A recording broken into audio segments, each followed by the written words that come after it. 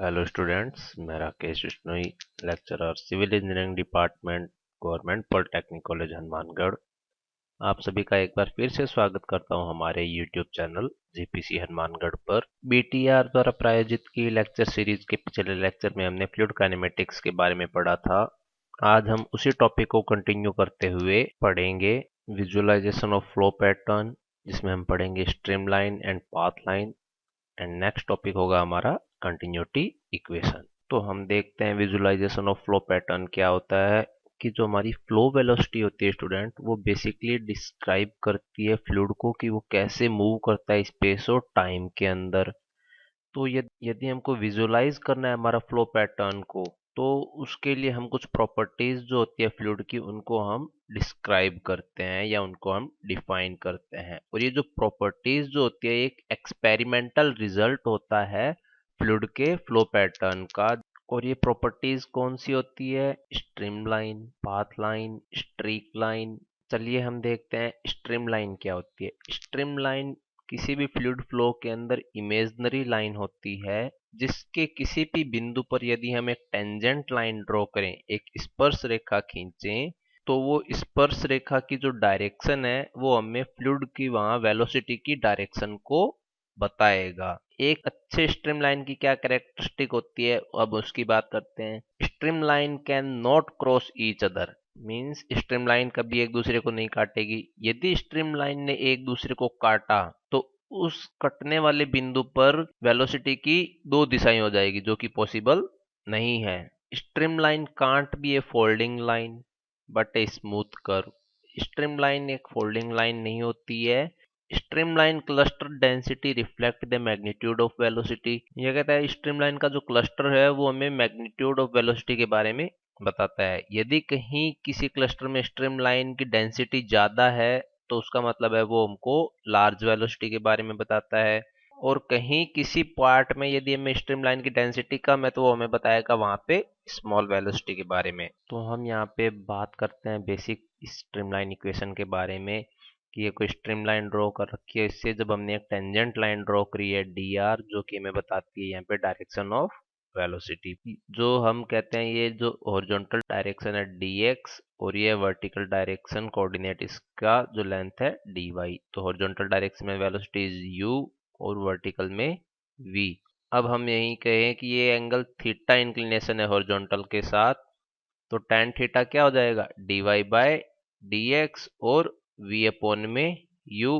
तो both are equal. तो यहाँ से हम एक इक्वेशन ड्रॉ करेंगे जो ये बताती है हमको streamline equation. Path line, path line actual curve जो ट्रेवल करता है हमारा पार्टिकल फ्लूइड का, उसके बारे में बताती है। तो इसके अंदर हम क्या करते हैं students, each and every particles को हम क्या करते हैं फ्लूइड के, उसको ट्रेस करते हैं। फॉर एग्जाम्पल कोई फ्लूइड पार्टिकल है, ट्रेजेक्ट्री से जब हम निकला, तो उसका फर्स्ट जब t1 टाइम था उसकी लोकेशन थी ये। फिर हमने इसको नोटिस किया t2 टाइम पे, तो उसकी लोकेशन हमने फाइंड आउट की है। तो इसी तरीके से हम सिमिलर अदर पॉइंट्स के लिए उसकी लोकेशन को फाइंड आउट कर रहे हैं।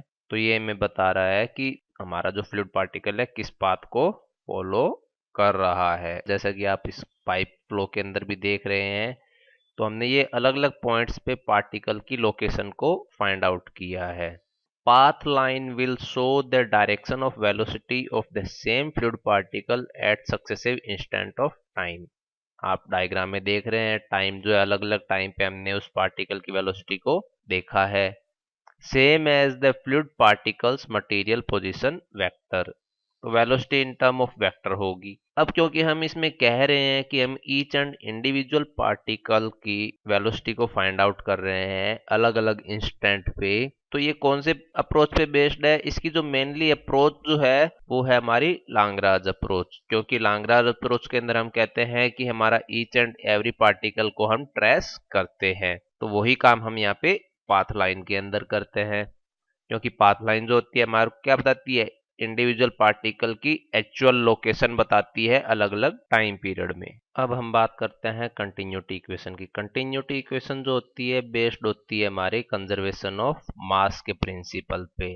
अर्थात सातत्य समीकरण के अनुसार ये कहता है कि हम ना ही द्रव्यमान को क्रिएट कर सकते हैं और ना ही द्रव्यमान को हम डिस्ट्रॉय कर सकते हैं। सातत्य समीकरण को समझने के लिए हमने एक क्लोज कंटेनर का ये हमने क्लोज रीजन लिया है फ्लूइड का, जिसके अंदर हम कहते हैं कि कंजर्वेशन मास का नियम के अकॉर्डिंग हम कहते हैं जो मास ऑफ फ्लूइड एंटर कर रहा है और जो मास ऑफ फ्लूइड निकल रहा है उसके अंदर से, उन दोनों का जो डिफरेंस होगा वो होगा हमारा जितना मास इस कंटेनर के अंदर स्टोर हुआ है। तो हम कहते हैं जो फ्लूइड एंटर हुआ है वो क्या हो जाएगा, जो ये एरिया है del Y into del Z, इसको हमने वेलोसिटी और इंटू डेंसिटी से मल्टीप्लाई किया तो हमारे पास आ जाएगा mass of the fluid entering the region. तो सिमिलरली हम कहते हैं जब डेल्टा एक्स डायरेक्शन के कारण इसमें चेंज कितना आ जाएगा, डेल रो यू अपॉन में del X into del X. तो ये पोर्शन हमको बताया जो फ्लूइड इस रीजन से एस्केप आउट हो रहा है।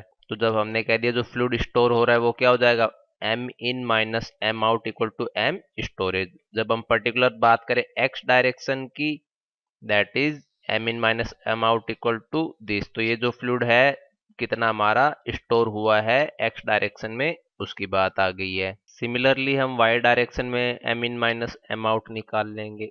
इसी प्रकार से हम जेड डायरेक्शन में फाइंड आउट कर लेंगे कि कितना मास हमारा स्टोर हुआ है।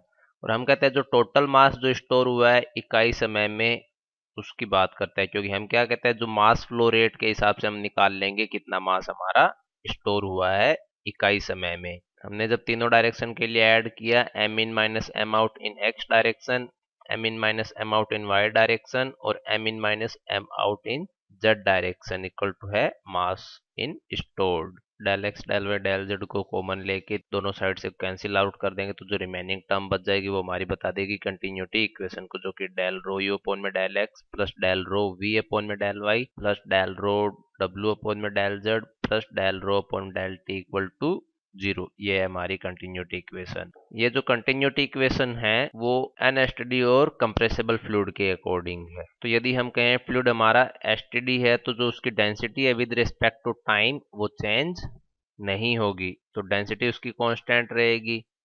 तो जो टाइम के अकॉर्डिंग जो चेंज था उसको हमने 0 कर दिया, लेकिन विद रिस्पेक्ट टू स्पेस तो उसमें चेंज होगा, क्योंकि हम कहते हैं with respect to space change कब होता है, जब हमारा फ्लूइड फ्लो क्या होता है, यूनिफॉर्म और नॉन यूनिफॉर्म होता है उस कंडीशन में। नाउ हम बात करते हैं एसटीडी और इनकम्प्रेसिबल फ्लूइड की।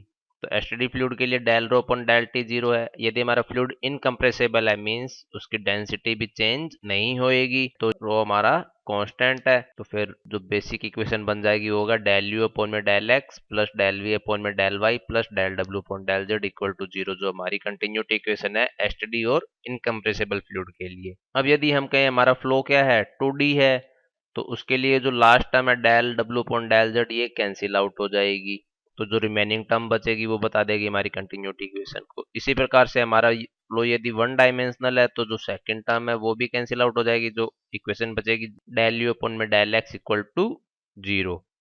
अब हम जनरल बात करें कंटिन्यूटी इक्वेशन की, तो हम कहते हैं यदि कोई एक पाइप फ्लो का एग्जांपल लें जिसका इनलेट एरिया है A1, वेलोसिटी है V1 और आउटलेट एरिया है A2 और वेलोसिटी है V2, तो हम कहेंगे जितना फ्लूइड इसके अंदर एंटर करेगा उतना ही फ्लूइड इससे एस्केप आउट होएगा। तो हम कहेंगे कि ये जो mx है, जो मास ऑफ फ्लूइड एंटर हो रहा है और जो आउट हो रहा है वो कांस्टेंट है, तो हम कहेंगे रो ए वी कांस्टेंट है, तो जिसके लिए हम कहेंगे rho one A one V one equal to हो जाएगा rho two A two V two, क्योंकि हम कहते हैं जो हमारा फ्लूइड जो एंटर हो रहा है वही फ्लूइड यदि बाहर निकलेगा तो डेंसिटी उसकी क्या होगी, सेम होएगी। तो जो टर्म है हमारी रो वन और रो टू वो कैंसिल आउट हो जाएगी, means A1 V1 equal to बच जाएगा हमारा A2 V2, जो कि जनरल हमारी कंटिन्यूटी इक्वेशन होती है। मीन्स कि हम ये कहेंगे जितना डिस्चार्ज एंटर होगा उतना ही डिस्चार्ज एस्केप आउट होएगा। सो थैंक यू फ्रेंड्स, इसी के साथ मैं आज अपना लेक्चर यहीं समाप्त करता हूँ। आई होप कि आप लोगों को मेरा लेक्चर पसंद आया हो। ऐसे ही और वीडियो लेक्चर के लिए please share, subscribe and like our YouTube channel GPC Hanumangarh. Thank you.